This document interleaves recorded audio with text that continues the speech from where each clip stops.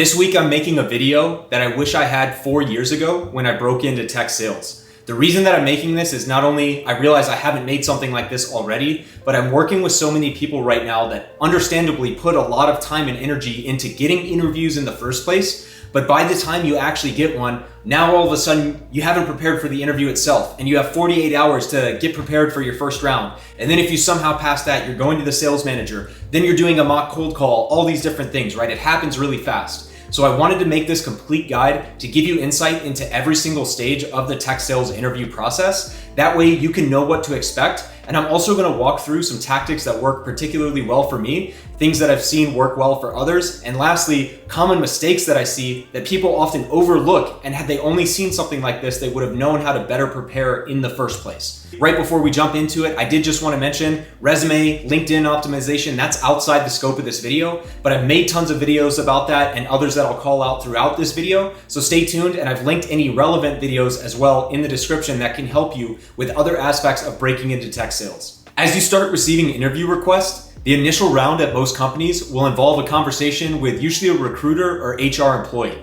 This is usually a high-level discussion where they'll ask you about your background, your knowledge of their company, salary expectations, and a few other general questions. I can't emphasize this enough. It's not supposed to be challenging, but rather a way to gauge your aptitude and identify any potential red flags. If they've decided at this point already to interview you, you don't have to come in hot and heavy and try to prove yourself, which is a huge mistake I see way too often. From my own experience, I'll tell you what has specifically worked for me, and what I do really well is diving into that company specifically beforehand and having a very clear and compelling reason why I want to work at that specific company. I can't tell you how many people don't do this. If you can actually express that you want to work at that company specifically and tell them why, you're ahead of 90% of your peers right out of the gate. So many people don't do this, and so many people overcomplicate what it means. Talk about something that caught your interest or someone that you respect that works there and tie that into a broader vision. This is how you get specific interest. And the reason why I say this is because when you think about that recruiter that now has to go to a sales manager and pass you forward or say, hey, I want you to interview this person, that's what they're going to remember about you over anyone else, is the fact that you really like their company, you had a great story, and beyond. Moving forward to the next round, this is where you're typically going to meet with a sales manager. This time, you can definitely expect to have in-depth conversations about your work and life history.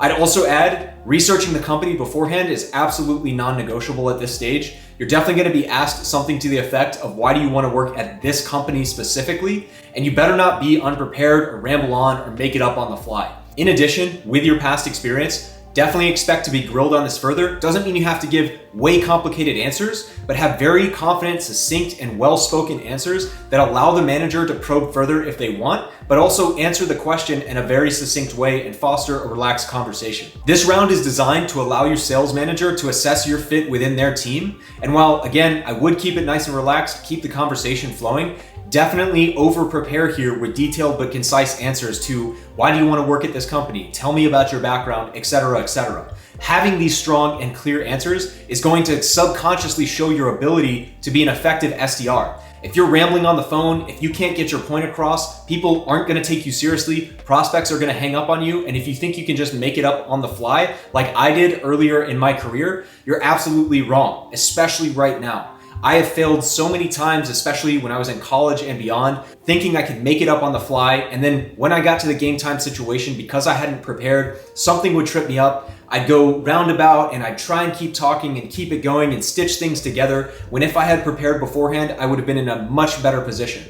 But lastly, and most importantly on this second round, you have to close this interview. If you don't have sales experience, it doesn't mean you have to be super aggressive. It can be something as simple as, hey, I've really enjoyed our conversation today. I'd love to know what your thoughts are on next steps. As simple as that. But if you don't do that, you're absolutely not getting moved to the next round. So the third stage is where there is a couple things that could happen. At some point, you're going to have a sales exercise, and you may also get introduced before doing that exercise to another rep on the team or a VP or a manager, whatever it might be. The sales exercise is going to be something like writing a cold email, maybe doing a cold call, preparing a product demo, and again, a mock cold call would just be with the manager, right? But if you have in parallel another conversation with a rep on the team, maybe at smaller companies, you'd get introduced to the VP. That one, again, aside from the exercise, is supposed to be another conversational relaxed interview where it's more of a culture fit. They're not going to grill you, and if you come in all hot and heavy and super buttoned up, it may be off-putting to someone who honestly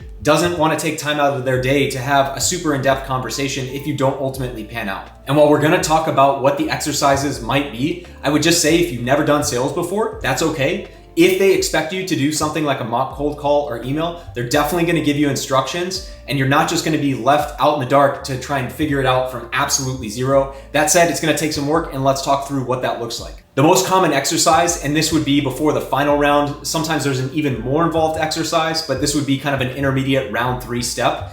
They might have you write up an email or a fictional cold call with a prospect. They're going to give you something like a LinkedIn profile and ask you to then create an email based on that company that you're prospecting into and based on the company you're interviewing with, their product. So can you understand how your product actually fits that person's solution? Can you ask questions or get them talking about some of the biggest problems that they're experiencing that relate to what your solution solves for? I've also made many videos about emailing and cold calling. So after this video, if you do want to look into what that might look like specifically, if you have no sales experience, definitely check those out. I'll link them in the description as well. But again, if they don't ask for an exercise in round 3 and maybe they introduce you to that VP, it's just culture fit. Don't overcomplicate what that is. Don't get psyched out by a VP title, right? But now we've passed the 3rd round. We've passed the initial exercise, whatever it might be. Usually at this point, most tech companies I have interviewed with are 4, maybe a maximum of 5 rounds. So there are some I've heard of that have 7. In this case, that's a really, really rare exception. Most are 4 or 5. And we're gonna say that after passing this 3rd round, now we're going to a final round. This can be usually one of 2 things or both, which is a panel interview with multiple leaders and people that you've already spoken with, and or a more involved conversation like a full-on cold call, creating a full email sequence, and one that I see at some companies is actually giving a very detailed presentation of the product itself. And in an extreme case, I've even seen doing a discovery call, even as an SDR. I cannot stress this enough. Obviously, it's crucial to do your homework not only on the products, but also how to lead effective sales presentations. This is your opportunity to showcase the expertise that you can at least show that you have the potential of having and leave a lasting impression by being knowledgeable, but also leading a conversation.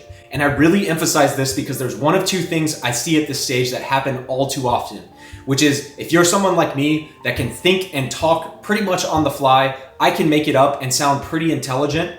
Oftentimes, especially when I was younger, I use that as an excuse to be lazy because I could honestly usually BS my way through it. If you are at the final stage and you have to give a product presentation, and even if you do or don't have a tech background, if you think you're gonna BS your way by doing an hour of research on the product and then just showing the slides that they gave you, you're absolutely wrong. Now that being said, on the other side, for those people that maybe are book smart, have a more technical background, you're more inclined to understand the technology, I also see a common mistake where people think that their product knowledge is enough to get them through. And because in their head, they remember and they've made note cards about what the specific features are and all these different things, that they'll be fine on the sales side. Who cares, right? I just have to recite this information and present it, right? That case, you're also wrong. So there's no sweet spot here. My advice in this stage is to not be too far on either side of the spectrum. If you are a good talker, you are not going to schmooze your way in a highly technical company through that final round interview. You've got to do your research and understand the product. But also, if you're relying on your IQ, your book smarts, your ability to remember note cards and write a lot of things down, definitely in both cases helps. But don't think that that alone is going to carry you through that process. You've got to at least learn enough about the other side, whether it's how to lead a sales conversation or on the reverse side, how to really learn about a product and check your understanding and sound competent. You cannot compromise on those, especially now with so much talent on the market. So anyway, I know you can definitely do it and get it done. Not to be discouraging there, but I really can't emphasize that enough. You can't BS your way through it. You've got to put in the work. Now, after you've passed this final round, there may be a brief follow-up call. One thing I've seen before, especially at smaller companies, they may want you to speak with the CEO, but again, you're gonna get a decision rather quickly at that point. And if you do have any additional follow-up with another team member you haven't met, again, it's kind of like a last check. Make sure there's no red flags, but also don't let your guard down. This could be a situation where they are choosing between you and another candidate, and ultimately someone like the CEO that they bring in gets that decision. But all that to say, if you've made it through that part, they give you a verbal offer. Yes, you can be cautiously optimistic. Just don't celebrate until that DocuSign is in your inbox, ready to go. And just taking a step back again, reiterating the most important tactics and the most common failures that I see both myself and with the people that I coach. It is absolutely essential to close every stage of the interview process. Doesn't have to be aggressive, but if you sit there and you just hope for an offer or hope to get passed through, I guarantee you, if you don't close each step of the interview process by asking, hey, enjoyed this conversation, I'm curious what your thoughts are on next steps, I'd love to continue the conversation, let them answer whatever they answer. But if you do not do that, you are not going to get progressed past the sales manager, past the VP of sales, etc. From my experience, a few other common mistakes that can hinder candidates from getting offers. Definitely lack of preparation. I think I've talked about that enough, but I also want to talk about nervousness because that's a common one that I see. And I think especially if you've never had sales experience before, you've never been in a sales role, preparation is how you overcome that. When you've looked at the company website so long that you're tired of looking at your note cards, you're tired of reading white papers, you're tired of watching company YouTube videos, you've probably now done enough work to know the product, but because you've done that, and because you can think about it without even batting an eye, right? It's so much easier to show up to that interview and not have to worry about fumbling on the technical product, and you can really focus on your core strengths, your ability to drive that conversation and create a genuine conversation with the person you're speaking with. And that also leads to the next point, which is you're forcing the conversation, you're nervous, you can't just relax, naturally control the conversation. Much easier said than done, I admit. But again, when you get nervous, everyone knows that you're going to be nervous. It's an interview and they understand that. And it's not expected that you're not going to have any. But if you're so tight you can't have a conversation, that tells me as a manager, you're going to be nervous when you're on the phone. You're going to be nervous when you present pricing to a prospect, and it's going to be that much harder to train you. One last one that I'd say is if you have past sales experience, or you did something that's particularly a great achievement. Like I myself am a former national team athlete and I'm a degreed engineer, but you cannot hang your hat on one single thing and think that that's going to carry you all the way through. Sure, the fact that I'm a national team athlete and degreed engineer gets me in the door and has a lot of conversations. But I will tell you, I guarantee you, at the final stages, when you're down to maybe 2 or 3 other candidates, all of your past experience goes out the window. All of the evaluation at that point is based on how you perform, how you had a conversation with the person that would actually be managing you. So the sales manager, the VP of sales, how did those conversations go? And then they're really grilling you on your performance when it comes to that final round exercise, whether it's emailing, whether it's a mock cold call, mock discovery call, mock presentation, right? I can't stress enough. Your experience, if there's anything flashy, if you want to hang your hat on the fact that you sold cars in college or something, sure, great. Use that to get in the door. But if you do not perform like an SDR in B2B tech sales should perform, that is ultimately what you're judged on when it comes down to the final stages versus you, versus someone that maybe has a year of experience versus other candidates that were a great fit as well. So don't hang your hat on any one thing and think that that's the way you're going to get through. But again, I'm just trying to keep it real here. I don't want to be pessimistic. I hope that if anything, that helps you avoid hurdles. You put in the preparation, practice as much as you can. Do you have people in your network that are in sales?